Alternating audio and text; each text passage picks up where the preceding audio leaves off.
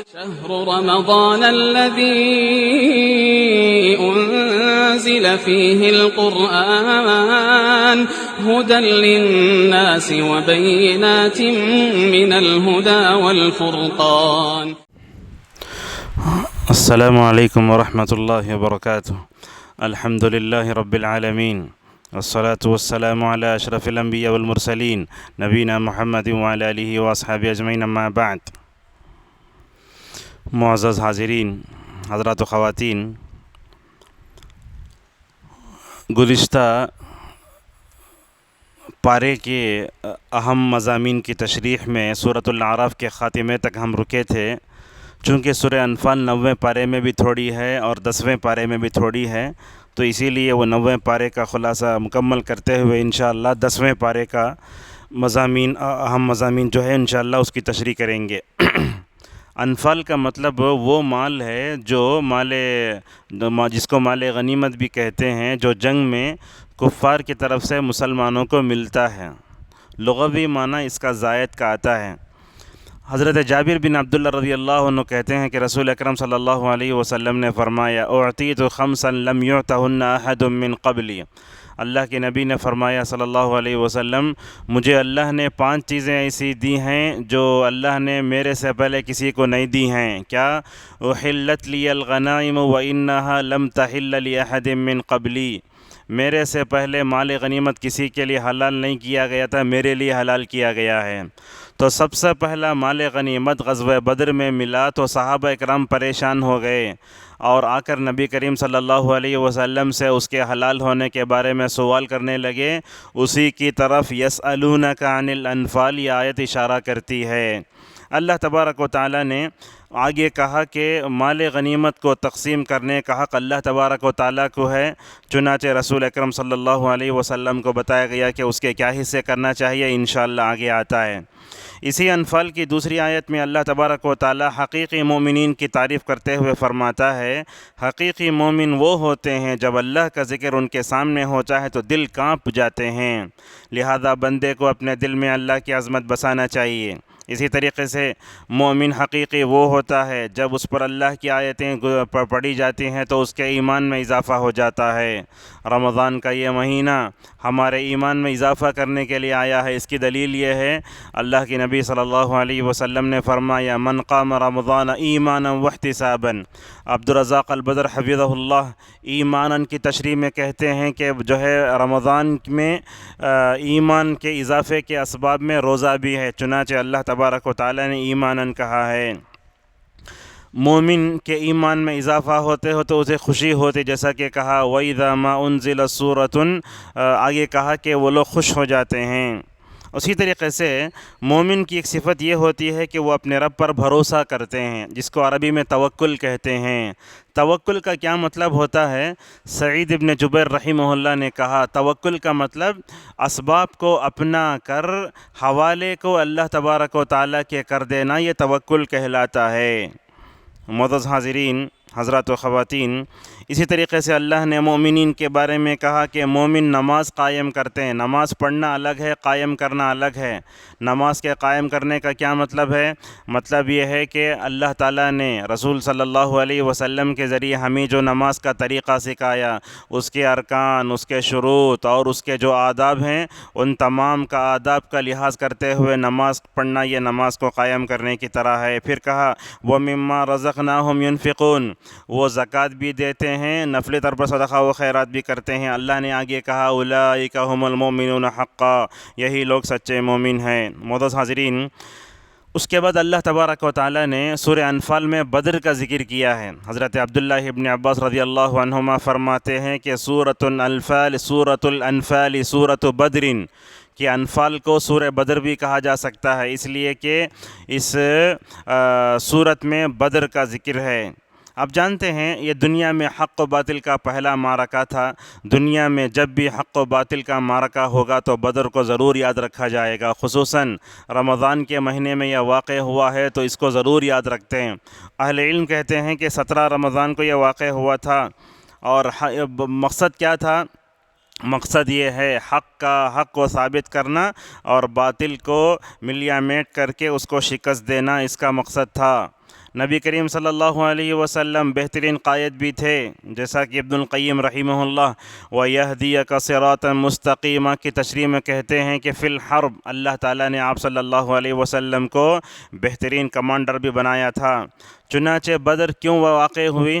اللہ کے نبی صلی اللہ علیہ وسلم کفار قریش کی طرف سے جو تجارتی قافلہ آ رہا تھا اس کو آڑے ہاتھوں لینے جا رہے تھے، لیکن حالت ایسا پیدا ہو گئی کہ جنگ ہو گئی۔ معزز حاضرین، یہ بات بھی یاد رکھیے، اللہ کے نبی صلی اللہ علیہ وسلم نے جتنی جنگیں لڑیں، ان تمام جنگوں میں اسباب آپ صلی اللہ علیہ وسلم نے اور صحابہ نے پیدا نہیں کیے، بلکہ اسباب کفار مکہ نے، یہود نے، نصارہ نے پیدا کیے تھے۔ اس جنگ میں اللہ کے نبی صلی اللہ علیہ وسلم اور صحابہ کرام کی جو کامیابی ہے، اس کے کیا اسباب ہیں، اس کو بیان کرنے سے پہلے یہ بتاتے ہیں کہ اللہ تعالیٰ نے بدر میں مسلمانوں پر کیا انعامات کیے تھے۔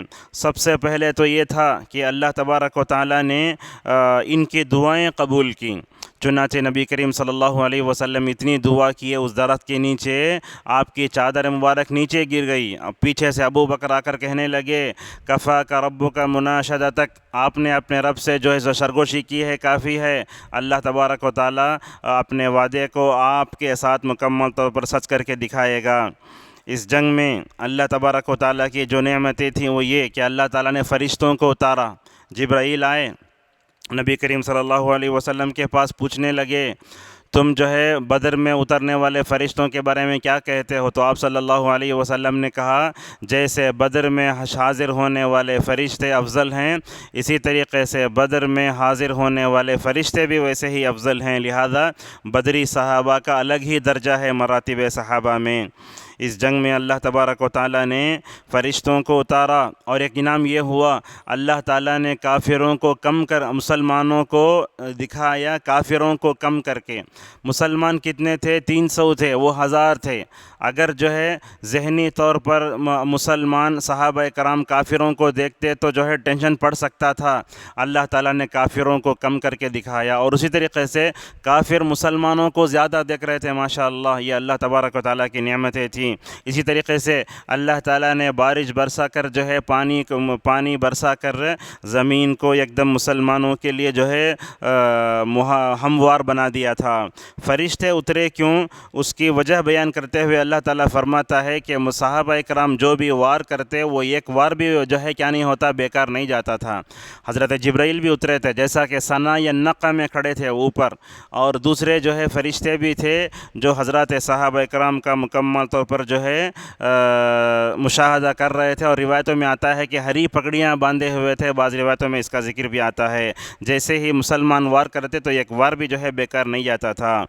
غزوہ بدر پیش آئی تو اس میں کفار کی طرف سے سبب کیا تھا؟ اللہ اور اس کے رسول صلی اللہ علیہ وسلم کی نافرمانی ان کا نتیجہ تھا۔ اللہ تبارک و تعالیٰ نے اس صورت میں بتایا کہ تم اللہ اور اس کے رسول کی اطاعت کرو تو دیکھو کیسے تمہارے مکمل طور پر اللہ تبارک و تعالیٰ نجات دیتا ہے۔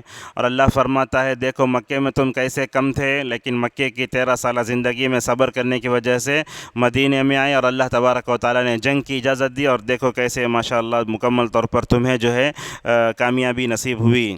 اس کے بعد اللہ فرماتا ہے مومنو، اللہ اور اس کے رسول کے ساتھ خیانت نہ کرو۔ اس آیت کی تشریح میں ابو لبابہ کا واقعہ ذکر کیا جاتا ہے کہ انہوں نے ایک یہودی قبیلے کے تعلق سے یہ بتا دیا تھا کہ نبی کریم صلی اللہ علیہ وسلم تم کو قتل کرنے والے ہیں، اور اپنے آپ کو لے جا کر کے باندھ دیا مکہ مدینے کے مسجد نبوی کے ستون سے، جب تک اللہ کے نبی مجھے نہیں کھلتے اس وقت تک میں نہیں آؤں گا۔ ان کی بیوی آتی ماشاءاللہ، نماز کے وقت کھولتی تو نماز پڑھ لیتے، پھر واپس چلے جاتے۔ تو نماز فجر کے موقع پر حضرت سلمہ رضی اللہ عنہا نے زور سے توبے کی آیتیں اتری تو کہا کہ اے ابو لبابہ تمہاری توبہ قبول ہو گئی، لہذا حضرات صحابہ کرام غلطی ہو جاتی تو توبہ کرنے میں بہت آگے تھے۔ اس توبے کا واقعہ انشاءاللہ آگے صورت میں آتا ہے۔ مکی دور میں نبی کریم صلی اللہ علیہ وسلم تک جو تکلیفیں دی ان تکلیفوں کا بھی ذکر ہے۔ اللہ فرماتا ہے وَإِذْ يَمْكُرُ بِكَ الَّذِينَ كَفَرُوا لِيُثْبِتُوكَ أَوْ يَقْتُلُوكَ أَوْ يُخْرِجُوكَ، یہ تو آپ کو باندھنا چاہتے ہیں، یہ تو آپ کو قتل کرنا چاہتے ہیں، یعنی تو آپ کو مکے سے نکال دینا چاہتے ہیں۔ اللہ فرماتا ہے یہ سازش کرے لیکن اللہ تبارک و تعالیٰ کی تدبیر بھی بڑی اہم ہے۔ کفار مکہ نے نبی کریم صلی اللہ علیہ وسلم سے کہا کہ اے محمد اگر تو سچا ہے آسمان سے پتھروں کی بارش برسا، نعوذ باللہ من ذالک۔ ایسے جو ہے انہوں نے آپ صلی اللہ علیہ وسلم سے سوالات کیے اور تجاویز پیش کیے۔ اللہ فرماتا ہے نبی کریم صلی اللہ علیہ وسلم کے وجود اور آپ کے استغفار کی وجہ سے اہل مکہ عذاب سے بچا لیے گئے۔ تو اس سے کیا معلوم ہوتا ہے؟ عذاب سے بچنے کے لیے سب سے اہم چیز جو ہے استغفار ہے۔ یہ کرونا وائرس جب سے دنیا میں آیا ہے ہم دیکھتے ہیں کہ لوگ لہو و لعب میں، پریشانی میں اور اللہ کی نافرمانی میں ایسے ہی ڈٹے ہوئے ہیں جیسے پہلے تھے، جیسا کہ اللہ نے فرمایا ان کے دل بھی نرم نہیں ہوئے اور اللہ کے سامنے گڑ گڑائے بھی نہیں۔ حالانکہ ہونا چاہیے جیسے ہی اللہ تعالیٰ کے عذابات کو دیکھتے تو مومن کو اللہ کے سامنے جھک کر گڑ گڑا کر توبہ کرنا چاہیے۔ اس کے بعد اللہ نے فرمایا رسول اکرم صلی اللہ علیہ وسلم کعبۃ اللہ کے پاس جا کر نماز پڑھتے تو کفار کیا کرتے تھے؟ سیٹیاں بجاتے، تالیاں بجاتے، ننگے ناچتے تھے۔ اور اللہ نے یہ بھی کہا اسلام کے خلاف جو بھی پیسہ استعمال کیا جائے گا وہ قیامت کے دن جہنم میں جانے کا ذریعہ بنے گا۔ آج دنیا میں یہ بہت ہو رہا ہے۔ 10ویں پارے میں اللہ تبارک و تعالیٰ نے اسی غزوے کے بارے میں کہا کہ غزوہ بدر میں جو مال ملا اس کے حصے کیا ہیں۔ اللہ نے کہا فَأَنَّ لِلَّهِ خُمُسَهُ وَلِلرَّسُولِ وَلِذِي الْقُرْبَى وَالْيَتَامَى وَالْمَسَاكِينِ وَابْنِ السَّبِيلِ۔ یہ غزوہ بدر میں مال غنیمت کے مصارف ہیں۔ مال غنیمت جو ہے یہ امام کے اوپر جو ہے موقوف ہے، جب تک وہ تقسیم نہیں کرتا اس وقت تک کسی بھی غازی کو اٹھانے کی اجازت نہیں ہے۔ اللہ کے نبی صلی اللہ علیہ وسلم کے زمانے میں کسی نے ایک سوئی اٹھا لی تھی، ایک چادر چرا لی تھی، تو آپ صلی اللہ علیہ وسلم نے کہا اللہ کے راستے میں شہید ہو کر بھی شہید اللہ کے راستے میں لڑنے کے باوجود بھی مال غنیمت چوری کرنے کی وجہ سے نعوذ باللہ جہنم کا شکار ہو گیا۔ اللہ تبارک و تعالیٰ نے غزوہ بدر میں مسلمانوں کو کچھ نصیحتیں کی تھی۔ اللہ نے کہا اے مومنو جب تم لڑنا چاہتے ہو تو کیا کرو؟ فَاثْبُتُوا، جم کر رہو۔ میدان جنگ میں ذہنی طور پر، جسمانی طور پر جم کر رہنا ہے تو کچھ اللہ نے چیزیں بتائیں۔ کیا کیا ہے؟ وَاذْكُرُوا اللَّهَ كَثِيرًا، اللہ کا زیادہ ذکر کرو۔ معلوم ہے اللہ کے ذکر میں بڑی قوت ہے۔ جب حضرت موسیٰ و ہارون کو فرعون کے پاس بھیجا تو اس وقت اللہ تبارک و تعالیٰ نے کہا موسیٰ و ہارون سے وَلَا تَنِيَا فِي ذِكْرِي، میرے ذکر میں کیا نہ کرو؟ کوتاہی نہ کرو۔ معلوم یہ ہوتا ہے جس کا ڈر اگر ہمارے دل میں ہے اس ڈر کو دور کرنے کے لیے یہ اللہ کا ذکر بہت اہم چیز ہے۔ یہ کرونا وائرس میں کے موقع پر ہم لوگ جو ہے کبھی شمشان گھاٹوں کی، کبھی قبرستانوں کی، کبھی مرتے ہوئے لوگوں کی تصویریں دیکھ لیتے ہیں۔ ایسے موقع پر ڈر کو دور کرنے کے لیے ذکر الہی سے بڑھ کر اور کوئی چیز نہیں ہے۔ اسی طریقے سے میدان جنگ میں ڈٹ کر مقابلہ کرنے کے لیے اللہ کی اطاعت بہت ضروری ہے، رسول کی اطاعت بہت ضروری ہے، اور آپس میں اختلاف بھی نہیں ہونا چاہیے۔ امت جب تک متحد تھی اس وقت تک جو ہے وہ دشمنوں سے اچھے لڑتے رہے۔ جب آپسی اختلافات شروع ہو گئے تو خارجی طور پر لڑنے کا مادہ ان کے اندر سے ختم ہو گیا۔ اسی طریقے سے میدان جنگ میں جم کر لڑنے کے لیے اور ایک چیز ہے، وہ کیا ہے؟ تکبر نہیں کرنا چاہیے، جیسا کہ اللہ نے کہا وَلَا تَكُونُوا كَالَّذِينَ خَرَجُوا مِن دِيَارِهِمْ بَطَرًا وَرِئَاءَ النَّاسِ۔ کفار مکہ کیا کیے تھے؟ اپنے ساتھ 100 اونٹ لائے تھے، گانے والے شراب سب لائے تھے ابو جہل۔ تو اس کا تذکرہ اللہ تبارک و تعالیٰ کرتا ہے کہ یہ جو ہے تکبر کرنے والے اور اپنے آپ کو بڑا سمجھنے والے اور جو ہے مطلب عیاشی زندگی کا مقصد لیتے ہوئے آئے تھے، تو اللہ تبارک و تعالیٰ نے تاراج کر دیا۔ اور اب دنیا کی تاریخ دیکھیے، جب بھی دنیا میں عیش پرست زیادہ ہوئی اللہ نے قوموں کو ہلاک کر دیا، جیسا کہ اللہ نے کہا وَإِذَا أَرَدْنَا أَن نُهْلِكَ قَرْيَةً أَمَرْنَا مُتْرَفِيهَا فَفَسَقُوا فِيهَا فَحَقَّ عَلَيْهَا الْقَوْلُ فَدَمَّرْنَاهَا تَدْمِيرًا۔ اللہ تعالیٰ نے غزوہ بدر کا ذکر کرنے کے بعد مثال دی فرعون کی۔ دیکھو یہ کفار مکہ کو جو تکبر لے ڈوبا وہ فرعون کو بھی وہی تکبر لے ڈوبا۔ اللہ نے کہا جب تک لوگ اپنے آپ کو نہیں بدلتے اللہ تبارک و تعالیٰ بھی نہیں بدلتا اقوام کو۔ اس کے بعد اللہ نے کہا کہ تم کو اپنے اندر طاقت پیدا کر کے رکھنا چاہیے۔ طاقت کا کیا مطلب ہے؟ نزول قرآن کے وقت گھوڑا سب سے بڑی طاقت تھی، اللہ تعالیٰ نے اس کو پیدا کرنے کی طاقت جو ہے اس طرف توجہ دلائی۔ یاد رکھیے طاقتور مومن اللہ کے پاس بہتر بھی اور پسندیدہ بھی ہے، مومن کو کمزور نہیں ہونا چاہیے۔ مومنوں کو کیا کرنا چاہیے؟ مسلم ممالک کو بھی طاقت پر توجہ دینا چاہیے۔ سب سے پہلے ہمارے اندر ایمانی طاقت ہونا چاہیے، یہی وہ ایمانی طاقت تھی۔ حضرت عمر رضی اللہ عنہ کو دیکھ کر جو ہے شیطان بھی اپنا راستہ بدل لیتا تھا۔ اسی طریقے سے اللہ نے کہا کہ دشمنان اسلام کو معمولی مت سمجھو، آج امت مسلمہ دشمنوں کو معمولی اور کمزور سمجھ گئی ہے، اسی لیے ہمارے صفوں میں انتشار ہو رہا ہے، اس کی طرف بھی توجہ دینے کی ضرورت ہے۔ اور اللہ نے غزوہ بدر کے میں کامیابی کے اسباب میں سبب یہ بھی بتایا کہ ان کے درمیان میں محبت تھی، ان کے دل ایک تھے۔ یاد رکھیے، دلوں کو جوڑنے کا کام پیسوں اور مادیت کے ذریعے ہو نہیں سکتا، دلوں کو جوڑنے کا کام کس سے ہو سکتا ہے؟ اللہ تبارک و تعالیٰ ہی کر سکتا ہے۔ معنوی طاقتیں اس کے لیے ہو سکتی ہیں۔ ہماری نماز، روزہ، زکوٰۃ، حج، ان تمام میں دیکھیں گے اتحاد ہے۔ نماز میں کھڑے ہونے کا طریقہ، زکوٰۃ دینے کا طریقہ، روزہ رکھتے ہیں سب مل کر، ایک ہی وقت سحری کرتے، ایک ہی وقت افطار کرتے، پورے شہر والے ایک جگہ کے۔ اور حج بھی اتحاد کی بہت بڑی تعلیم دیتا ہے، تو لہذا ارکان اسلام میں اتحاد پر بہت زور دیا گیا ہے۔ اسی لیے آپ نے کہا کہ اگر تم اپنے صفوں کو سیدھا نہیں کرو گے تو اللہ تعالیٰ تمہارے دلوں میں اختلاف کو ڈال دے گا۔ معزز حاضرین، اس کے بعد اللہ تبارک و تعالیٰ نے اور ایک بات بتائی، کیا کہا کہ غزوہ بدر میں جب 70 قیدی آئے تو ان کو کیا کرنا چاہیے۔ پہلے قیدی تھے تو اللہ کے نبی صلی اللہ علیہ وسلم پختہ عقل ہونے کے باوجود مشورہ کیے ابو بکر سے۔ ابو بکر نے کہا فدیہ لے کے چھوڑ دو۔ حضرت عمر نے کہا نہیں، ہم میں سے ہر ایک کو اس کا رشتہ دار اس کے حوالے کر دیا جائے تو جان سے مار دیں گے۔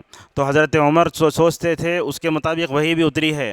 ابو بکر رضی اللہ عنہ نے جب دیکھا تو اللہ کے نبی صلی اللہ علیہ وسلم ابو بکر کی نرم رائے کو لے کر فدیہ لے کر چھوڑ دیا۔ اللہ نے آیتیں اتاری، کہا کہ جب تم کو پوری طرح کامیابی نہیں ملی تو فدیہ لے کر چھوڑنا یہ غلط تھا۔ تو نبی کریم صلی اللہ علیہ وسلم اجتہاد بھی کرتے تھے، اور جو ہے حضرت عمر اور عبداللہ ابن رواحہ رضی اللہ عنہ کا فیصلہ صحیح تھا۔ تو لہذا معلوم یہ ہوا کہ اللہ کے نبی صلی اللہ علیہ وسلم اور دیگر انبیاء کا گناہ کبیرہ سے تو محفوظ ہیں، لیکن گناہ صغیرہ کبھی ہو جاتا تھا، اللہ تبارک و تعالیٰ وحی کی شکل میں اس کی اصلاح کر دیتا تھا، اور جو ہے انبیاء بھی اپنے رب کی طرف فوراً متوجہ ہو جاتے تھے۔ اس کے بعد اللہ تبارک و تعالیٰ نے اور ایک بات بتائی کہ مکے میں جب انصار و مہاجرین کے درمیان نبی کریم صلی اللہ علیہ وسلم نے بھائی چارگی کرائی تو اس موقع پر مال وراثت کا مال بھی اسی اعتبار سے تقسیم ہو جاتا تھا، یعنی انصار مہاجر کو وارث بنا تھا۔ اللہ نے کہا کہ یہ جو مواخات اور بھائی چارگی ہم نے کرائی یہ تمہارے لیے وراثت کا ذریعہ سبب نہیں ہے، بلکہ رشتہ دار ہونا ضروری ہے۔ تو یہ سورہ انفال کے کچھ اہم اسباب تھے۔ انشاءاللہ اب سورہ توبہ کے بارے میں کچھ باتیں آپ کے سامنے بتاتے ہیں۔ انفال اور توبہ میں بسم اللہ نہیں ہے، کیوں نہیں ہے؟ اس کی کئی وجوہات بتاتے ہیں، اور علماء نے اس کے بارے میں کئی باتیں کہی ہیں۔ اس بارے میں راجح قول یہی ہے، حضرت عثمان رضی اللہ عنہ کہتے ہیں کہ رسول اکرم صلی اللہ علیہ وسلم نے ان دونوں کے درمیان میں ہمیں بسم اللہ لکھنے کے لیے نہیں کہا، تو میں نے ایسے ہی چھوڑ دیا اور دونوں کو ملا دیا، یہی بات زیادہ راجح ہے۔ اور دونوں کے مضامین ملتے جلتے بھی ہیں۔ انفال اور توبہ میں کیا ہے؟ انفال میں پہلی جنگ کا ذکر ہے، اور جو ہے سورہ توبہ میں آخری جنگ کا ذکر ہے۔ ایسی بہت سی مناسبتیں ہیں، لہذا جتنے اقوال غزالی رحمہ اللہ دوسرے علماء نے ذکر کیا اپنے اپنے اجتہادات ہیں، لیکن سلفی منہج پر چلنے والے مفسرین نے اسی قول کو راجح قرار دیا ہے۔ عثمان رضی اللہ عنہ نے چھوڑ دیا، لہذا ہم بھی چھوڑ دیتے ہیں۔ تو لہذا یہ شروع کی جو 7 صورتیں ہیں نا، یہ آخری انفال اور توبہ ملا کر یہ 7 صورت ہے۔ سورۃ توبہ کیا ہے؟ اس میں جو ہے 3 صحابہ کے توبے کا ذکر ہے، اسی لیے اس کو سورۃ توبہ کہا جاتا ہے۔ اس سورت کو الفاظہ بھی کہا حضرت عبداللہ ابن عباس رضی اللہ عنہما نے۔ کیوں؟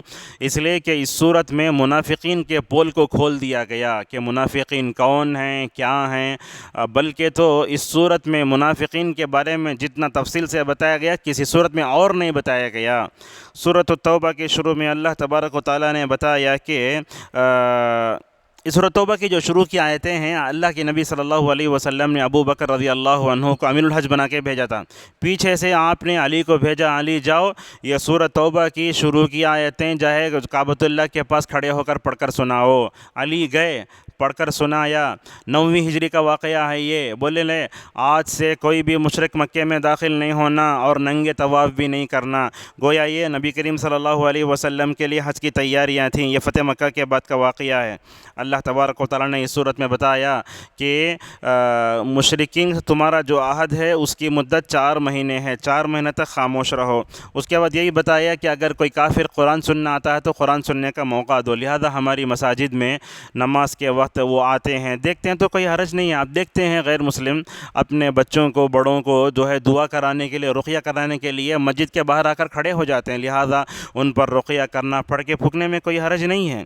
اسی طریقے سے اللہ تبارک و تعالیٰ نے اس صورت میں بتایا کہ جتنی جنگیں ہوئیں تمام جنگوں میں اسباب پیدا کیے تھے کفار مکہ نے، اللہ کے نبی صلی اللہ علیہ وسلم نے کسی بھی جنگ میں ماحول نہیں بنایا۔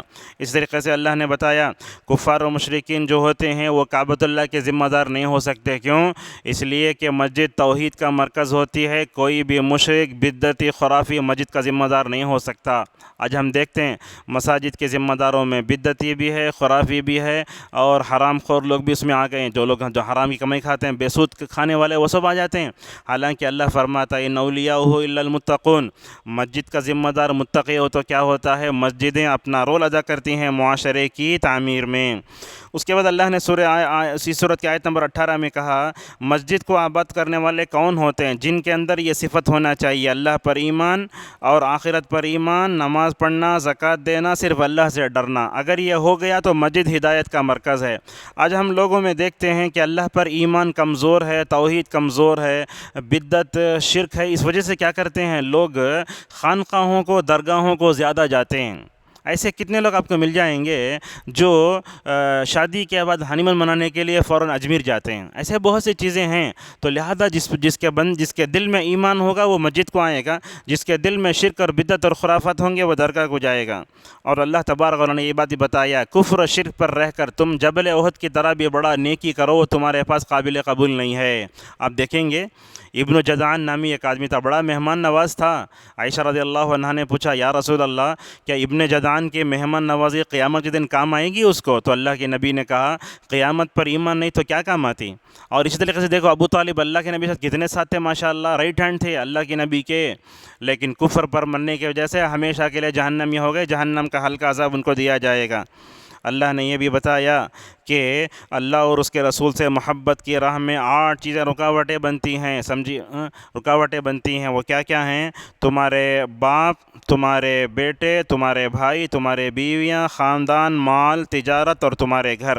اور اس طریقے سے اللہ نے اس کے بعد غزوہ حنین میں مسلمانوں کو جو اپنے اوپر زیادہ اعتماد ہو گیا تھا اس کی طرف توجہ دلائی، کہا کہ آدمی کو اسباب پر زیادہ بھروسہ نہیں ہونا چاہیے۔ بھاگنے لگے حضرات صحابہ کرام، نبی صلی اللہ علیہ وسلم نے عباس سے کہا عباس بلاؤ یا اصحاب سورۃ البقرہ، ایسا آواز لگانے سے پورے بھاگ کر آ گئے، اور نبی کریم صلی اللہ علیہ وسلم بڑے شجاع ترین آدمی تھے، پورے بھاگ گئے تو بھی اللہ کے نبی میدان جنگ ہی میں تھے۔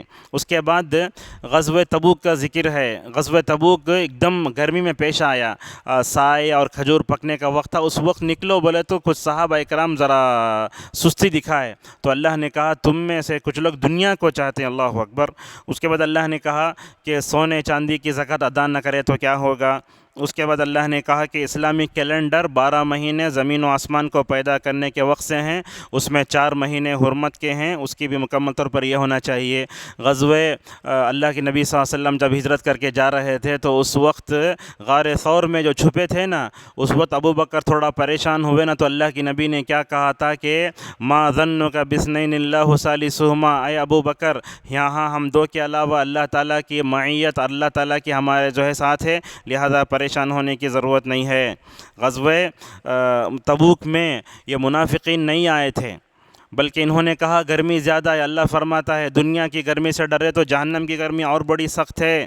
تو بہرحال یہ منافقین کے اوصاف بھی اس صورت میں بیان کیے گئے ہیں۔ انشاءاللہ 10ویں پارے کا تھوڑا اور خلاصہ اور 11ویں پارے کا مکمل خلاصہ آنے والے اس میں ہم بیان کریں گے۔ اللہ تبارک و تعالیٰ اس ماہ مبارک میں ہمیں اپنے نفس پر قابو پاتے ہوئے اپنے نفس جہاد کرنے کی توفیق عطا فرمائے۔ اللہ تعالیٰ دشمنان اسلام کے خلاف جو ہے مسلمانوں کو ہمیشہ کامیابی اور کامرانی نصیب فرمائے۔ وآخر دعوانا الحمد للہ رب العالمین۔